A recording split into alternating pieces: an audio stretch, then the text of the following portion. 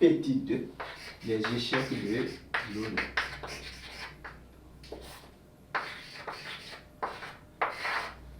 Les échecs de l'ONU. À ce niveau, nous venons même au principal objectif même de l'ONU, c'est le maintien et la préservation de la paix et la sécurité mondiale. Mais jusqu'à ce jour, il faut reconnaître que l'ONU n'arrive pas à maintenir la paix et la sécurité dans toutes les régions du monde.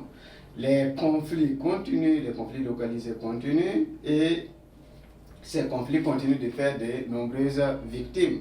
Jusqu'à présent, l'ONU n'est pas arrivé à trouver une solution à la crise israélo-palestinienne qui fait de nombreuses victimes presque chaque année. Et c'est la désolation de nombreuses, cela endeuille de nombreuses familles. Donc l'ONU a échoué à ramener la paix dans certaines zones. Je prends l'exemple de cette zone entre Israël et la Palestine. Il y a également les autres crises. On peut prendre récemment la crise au Congo, entre le Rwanda et le Congo. Et on se retrouve pris au piège avec une milice qui est au milieu, qu'on a appelé les M23. Et malgré la présence des soldats onusiens, cette région, jusqu'à présent, ne connaît pas la paix. Les attaques continuent, les populations se déplacent, des victimes sont enregistrées chaque fois.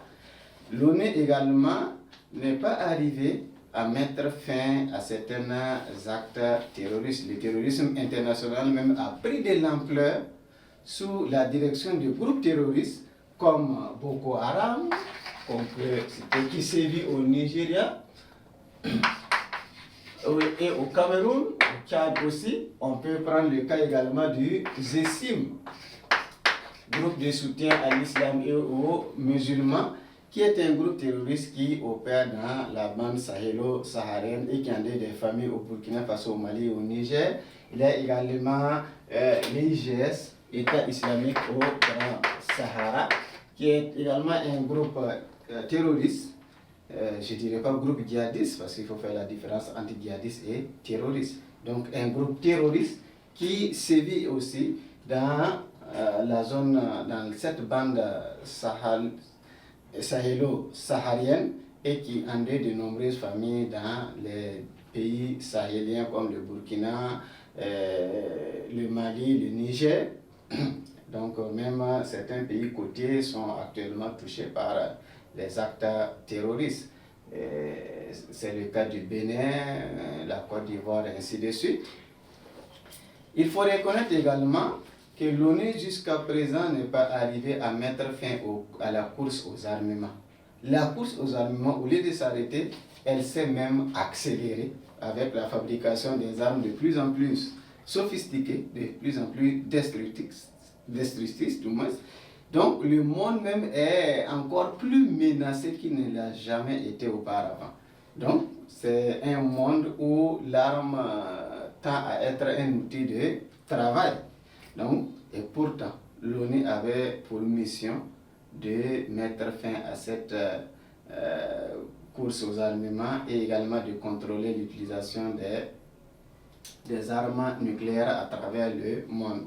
Mais force est de constater qu'actuellement, dans ce monde, l'ONU n'arrive pas à imposer sa volonté. L'ONU n'arrive pas à envoyer certains protagonistes même autour de la table de négociation. Il y a aussi, en termes d'échec, la crise entre la Russie et l'Ukraine. Jusqu'à présent, l'ONU n'arrive pas ni à envoyer des contingents, parce que au niveau du Conseil de sécurité, la Russie va toujours s'opposer à l'envoi de troupes. Donc, jusqu'à présent, l'ONU semble être en observation, observer ce qui se passe sans pouvoir agir. Elle reste incapable à ce niveau-là. Aussi, sur le plan social et socio-économique, on peut le dire, la pauvreté touche toujours des millions de personnes à travers le monde, et pourtant nous sommes dans un monde d'abondance et de prospérité. Aussi, l'analphabétisme touche toujours des millions de personnes à travers le monde. Il y a également les maladies continuent de faire de nombreuses victimes, la malnutrition, la sous-alimentation, la famine continue également de faire des victimes à travers le monde, malgré que l'ONU déploie des efforts. Jusqu'à présent, des zones d'ombre existent. Jusqu'à présent, des échecs sont enregistrés et l'ONU, peut-être les institutions spécialisées, pourront lui permettre de rehausser un peu le niveau en termes de prestations pour que la population mondiale soit encore plus satisfaite et se sente concernée par les actions de l'ONU.